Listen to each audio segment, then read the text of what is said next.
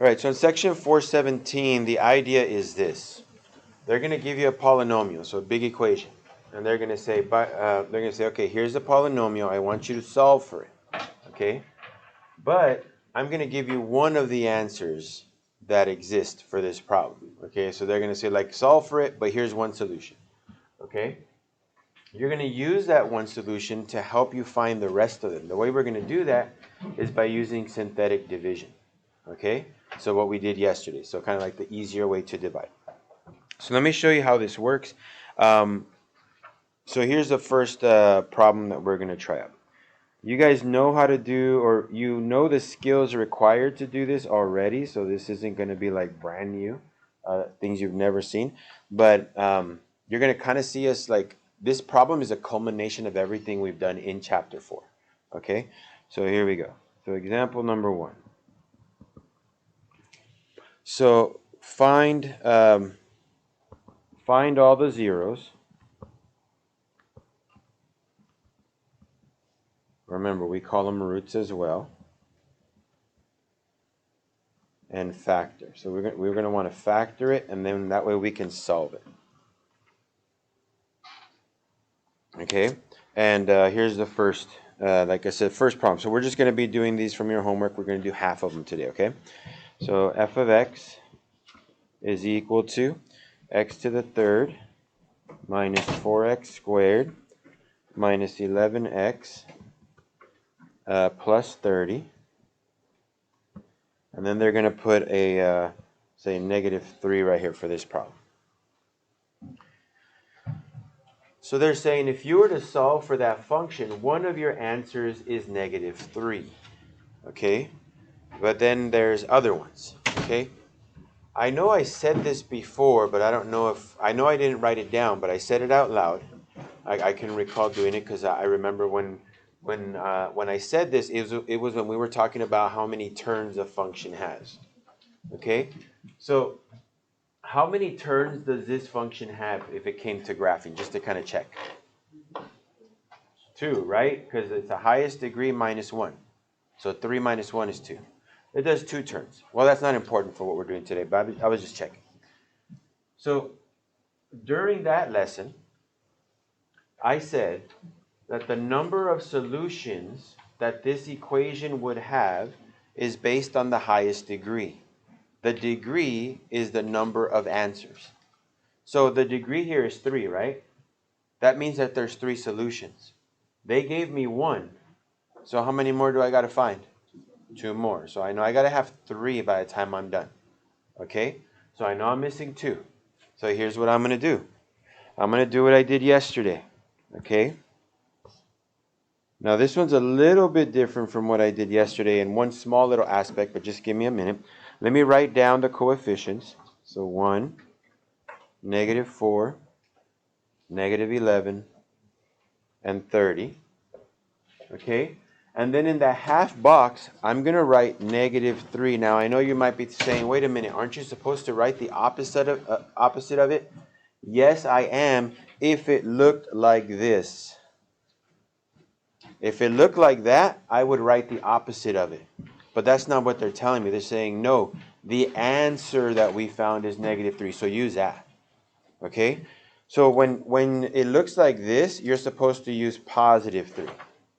But if it looks like this, okay, just use this, use this number, okay? Don't change it. Leave it the way it is. And now we're just going to do synthetic division. So really quick. So hopefully you got enough practice yesterday. That way we don't spend too much time doing this. So drop the 1, okay? -3 times 1, -3. And then we're going to add. So that's going to be -7. Multiply, -3 times 7, 21. Add, that's +10. Multiply, -30. Add, 0. Now there's a really interesting thing about this. If they claim that -3 is an answer, then my remainder should be 0. Okay? If they claim that it's an answer, then my remainder should be 0. And there it is. My remainder came out to 0. So that means that really is true. -3 is an answer, so that's good. I mean, I'm going to trust it. They told me. But that's what's supposed to happen. Whenever you do synthetic division, if your result is a 0, then that number you were using, that -3 in our case, it's a solution to the problem. Now, let me write the answer. So the answer is 1x squared. Remember, you always got to go one lower. Minus 7x plus 10. That's my answer. Okay? But I have to figure out the other solution. So what I'm going to do, I'm going to set it equal to 0. And now I'm going to factor. Okay? So the reason why we did synthetic division, if you're wondering like, well, why the heck am I doing synthetic division if now I got to factor? The reason why we did synthetic division is because originally they wanted me to factor a cubic function, x to the third. Those are tougher. So I use my answer to get me to a quadratic by doing synthetic division. I can do quadratics. That's not hard. Remember, on top is a times b, so 1 times 10, that's 10. On the bottom is -7. And then I'm going to find two numbers that multiply to 10 that add up to -7, so -5 and -2. So here are my solutions, x minus 5, x minus 2 equal to 0. So we're moving into second semester. So I'm not going to solve these. Give me my two solutions that come from here. What are my two answers? 5 and 2. And what was the one that was originally given to me? -3. And I'm done. Okay, I'm just going to put right here, solve these. Right? X minus 5 equals 0. X minus 2 equals 0. Solve them. And then you'll get your three answers.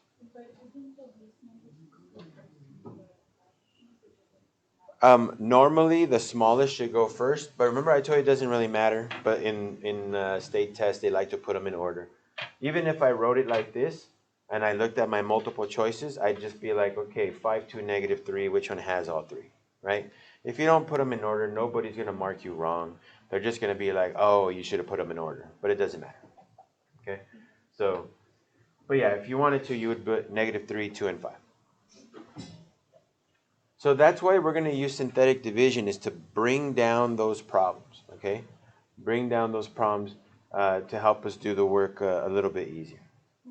Okay, so let's try another one. This one was a homework, but before I do that, any questions on this one?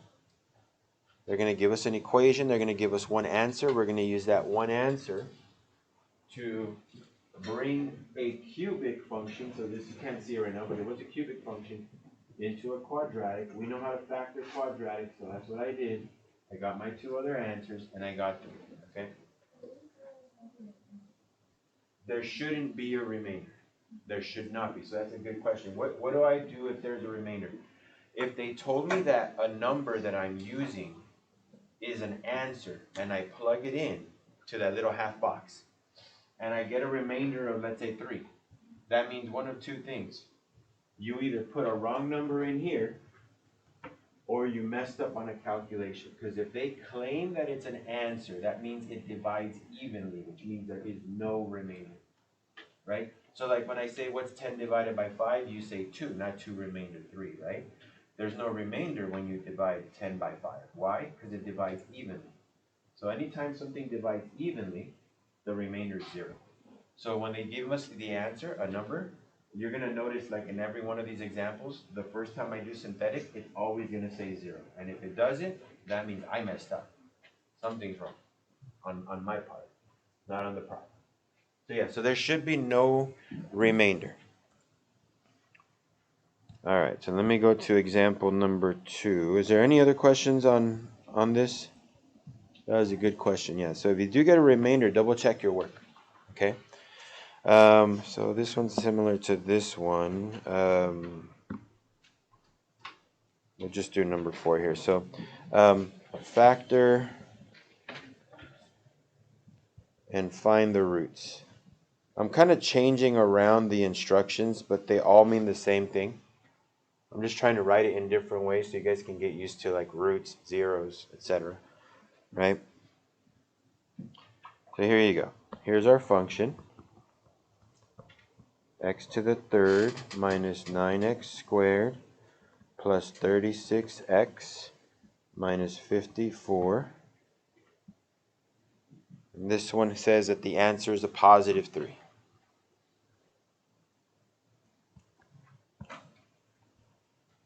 So I'm just going to start with synthetic division because that's the easiest way to break things down, right? So here we go. I'm going to start with the half box here. My coefficients are 1, negative 9, 36, negative 54. And in that little half box, I'm going to put a positive 3. Again, we're not changing it to the opposite sign because it's not in that format of like x plus 3 or x minus 3. It's just 3. So that means use that number. Okay? So here we go. So add, multiply. So again, we'll do this really quick. Drop the 1. 3 times 1 is 3. Negative 9 plus 3, negative 6. 3 times negative 6, negative 18. 36 plus negative 18, that's 18. 3 times 18, that's 54. Negative 54 plus 54 is 0. So again, that's what I expect, a 0 remainder. If I wouldn't have gotten a 0 remainder, I'm going to double check. Because I should. They're saying this is an answer, so it has to happen. All right? So my answer, this answer that I'm supposed to write out right here, is going to be x squared minus 6x plus 18 equals 0. And now I can factor it using my x method. So here we go. 1 times 18 is 18, and then negative 6 goes here. So what two numbers can I use that multiply to 18 and add up to negative 6?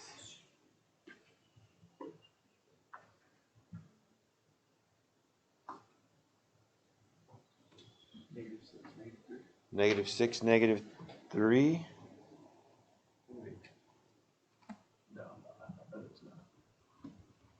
So what's happening here? It doesn't work, right? Because all my factors of 18, 1 and 18, well, those don't subtract to negative 6. 2 and 9, well, if I add those together, that's 11. If I subtract them, that's going to be 7, not negative 6. 3 and 6, but that's going to either give me a 9 or a 3 when I add or subtract them. And there's nothing in between. So does that mean that I can't factor them at all? Or is there a way for me to find solutions to a quadratic that I cannot factor? I'm asking that because the answer to that is yes, but what did we do?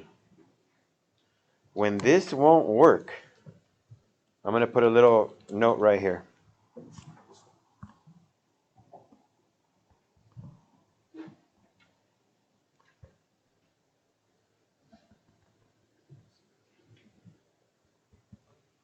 What do I do? What other technique did we use that allows us to solve for a quadratic without factoring? So this is probably going to be, if you can't answer it quickly, it's probably going to be something you're going to want to circle and say, put this on your notes, right? And you're going to want to put when X method doesn't work, and then you're going to write this down. It's a formula. Anybody remember? The quadratic formula. That really annoying negative b plus or minus square root of b squared minus 4ac over 2a. Okay, that one over there. Okay, so here we go. So make sure you guys write it down. Okay, please write it down. So this is what you're going to do in order to solve this problem. Remember, we already have one answer, right? How many more do I need, just out of curiosity? 2 more, because that's a power of 3. You see how this one says plus or minus in the equation? That means you end up with 2 answers. One that you add, one that you subtract. Okay, so here we go. This will be b squared minus 4ac. I know this equation is kind of annoying, but it is the only way we can actually solve these things without factoring. All right, so what is my b term? Hold on, let me go like this. Which one's my b term? 18, no, that's c. b is negative 6. A is what? Not x, but in front of it, 1, right? So A is 1, B is negative 6, so I'll write it down right here just in case. Note, A is 1, B is negative 6, C is 18.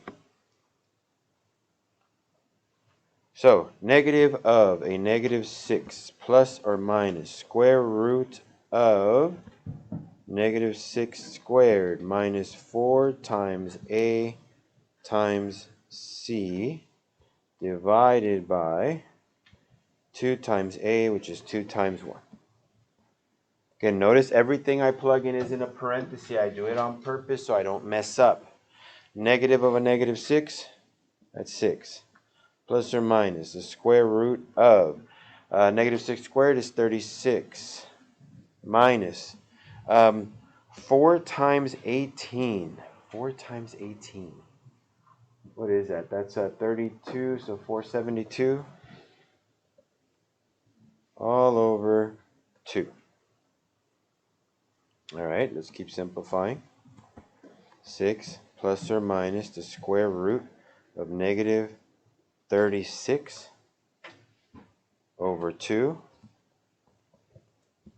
Can I have a square root of a negative number? Normally no, but didn't we learn what happens when you take a square root of a negative number? What happens to this minus? I can rewrite it as another letter. I. And what's the square root of 36? 6. So this becomes 6i over 2. If you're wondering, how the heck did he get an I? It's because the square root of negative 1 is I, right? So if there's ever a negative answer in a square root, then you just call it I. And then just do the positive answer. So square root of 36 is 6. I can reduce the 6's by 2. So my answers are 3 plus or minus 3i. So how many answers is that? Right here? 2, right? The positive and the negative. And then I have a third one. What was my third one? Just 3, which is way up here in the very beginning. So here are my 3 answers.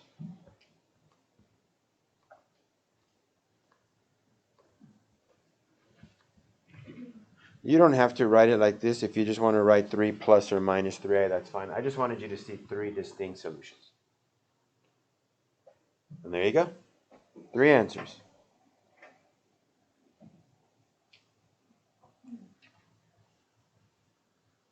You notice how pretty much doing this one problem was basically every single thing we did in chapter 4, from 4.1 to 417.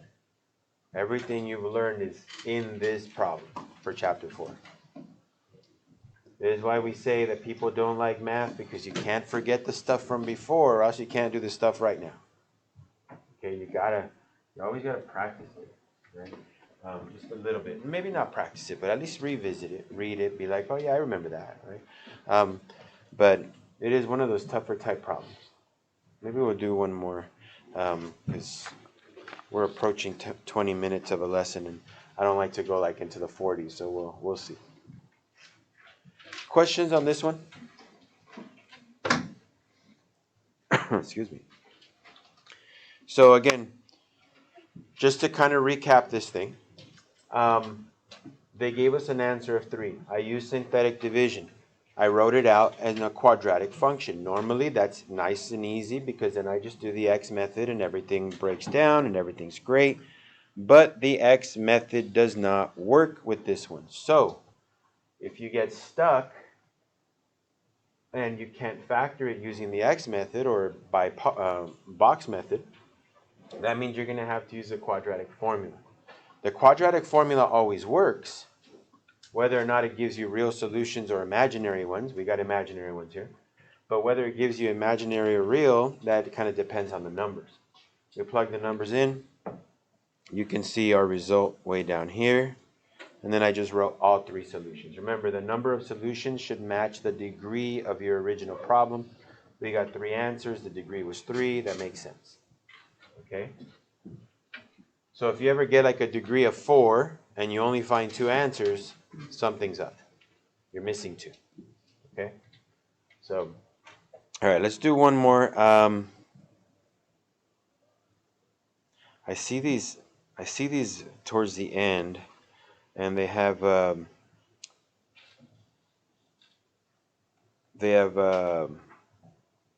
why can't I think of the word? They have a higher degree. That's the one. So let me show you one of these. Because all the rest of them are pretty much powers of 3. I am going to tell you there is one problem, number 6, and I'm not going to write it. I'm not going to do it, and you don't have to write this down, but check it out. This is the way it looks, okay? Don't write it down because I'm not going to do it. I'm going to have you guys do it. It looks normal, but it's not. Anytime you're supposed to do synthetic division, you want to check 3 things with synthetic division. Okay? What's the number you're dividing by? So in our case, it's 5. Is it in order? So is this in order? It is in order. But is it complete? No. What's missing? The power of 2. So that means when you do your synthetic division, your coefficients are going to be 1, 0, negative 21, negative 20. Okay, don't forget about the missing pieces. Okay, you always want to check before you do any type of synthetic division that everything is there. Okay, so you always want to check for that. All right, so that's going to be like number 6. They're going to try to trick you. The rest of them are pretty much straightforward. But here we go, last one. You know what? Let me go down just a little bit more.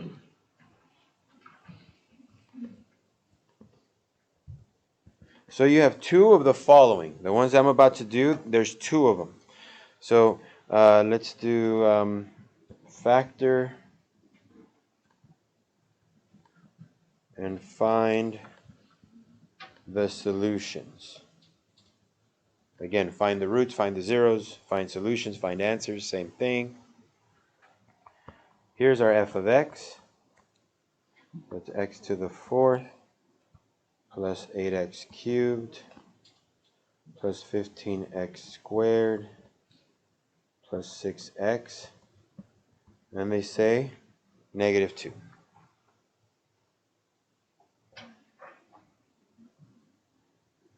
Okay, so I want you guys to notice when it comes to this, all right, when it comes to this problem, you know, remember when we solve, they always tell you to try to factor as much as you can so you can solve it easier, right? Always try to factor. You notice how every single one of these terms has an x in it? So this is what I'm going to do. First, I'm going to take one x out.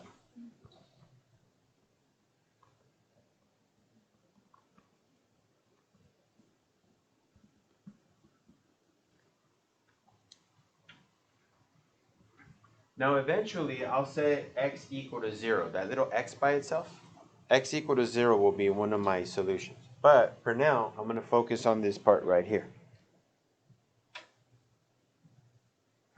Because we're trying to solve this, okay? But in order to solve it, I got to break down the highest power stuff, right? So I have a cubic function now. That x equal to, or sorry, this x right here, that's basically x equal to 0. So that's one of your answers. X equals 0. But now I got to figure out the other part. Okay? So let's do synthetic division for that longer equation. So here we go. My coefficients are 1, 8, 15, and 6. Okay? And then my answer is a negative 2.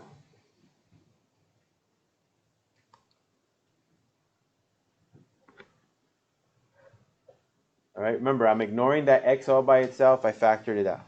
Okay? Now, Let me go ahead and set this part up. Remember, you add and multiply, right? So add, multiply, drop the 1. Negative 2 times 1 is negative 2. 8 plus negative 2 is 6. Negative 2 times 6 is, why can't I think of that? Negative 12. 15 plus negative 12 is 3.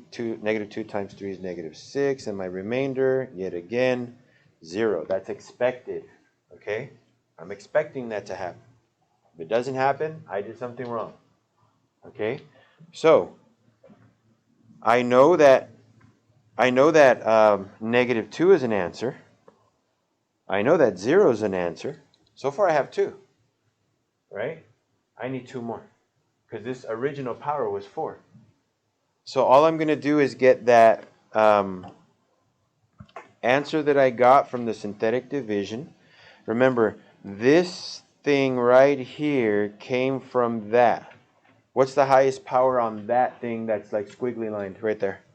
3. So that means that my answer should be a square. So x squared plus 6x plus 3 equals 0.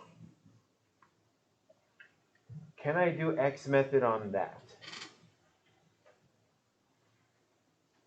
Because the top part is going to be 3 and the bottom a 6.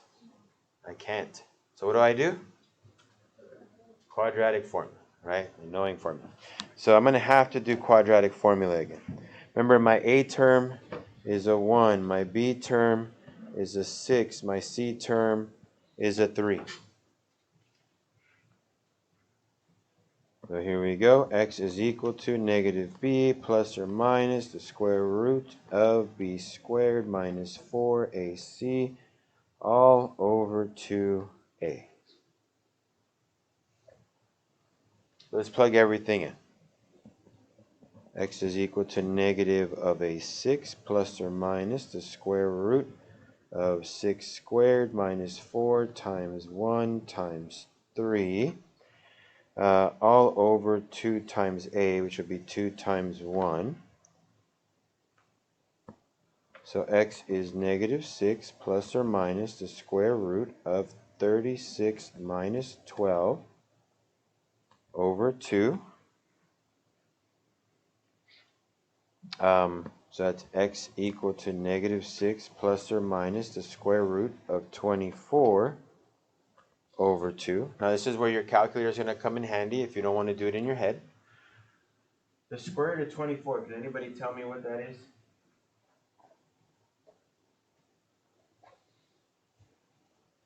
Can anybody give me 2 numbers that multiply to 24, but one of those 2 has a square root? 9 won't go into that. 12 and 2 I heard, but 12 does not have a square root. 2 does not. 8 and 3. 8 doesn't have a square root, neither does 3. 6 and 4. Which one has the square root? 4 does, right? So if you're going to do it by hand, this is what you do. You got to think of numbers because that 4 goes out.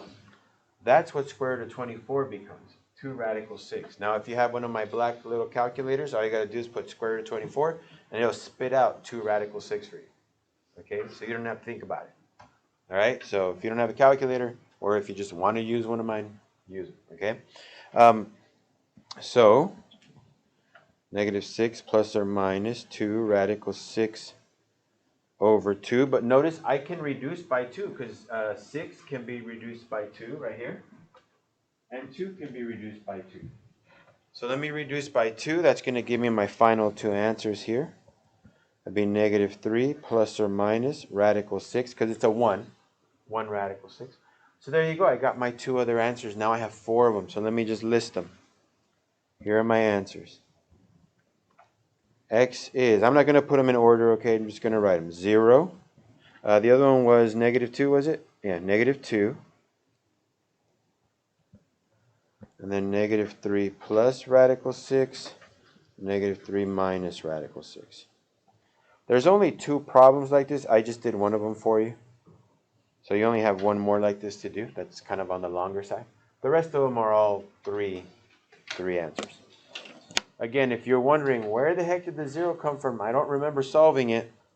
That's way up here. When I took out the 0, when I took out the x, I know that eventually I'm going to have to set x equal to 0, which basically means x is 0. Okay? So if you're like, I don't remember ever doing that, check your lessons, okay? Because when we were solving for quadratics, we did that a lot. The GCF, take out the GCF, set it equal to 0. That happened a lot, okay? So we've done it. I need you to remember that you've done it. So that's it. That's what your homework looks like. So, I mean, these that you have to do this formula, these are a little tougher, but it's not like they're hard to do. It's just they're a pain to do, okay? You just got to make sure you plug in the numbers in the right place, and you should be okay, all right? But they are a bit of a pain, right? So we can't just ignore them, because if that was the case, then, man, all of our kids would be ignored every once in a while, because kids are a pain. You'll learn that someday. Sometimes they can be a pain. Sometimes they're nice, and they make you smile. But sometimes you just want to, especially when they become any age that says teen in it. So, 13. Well, my youngest one at 7, she was already a teenager. So,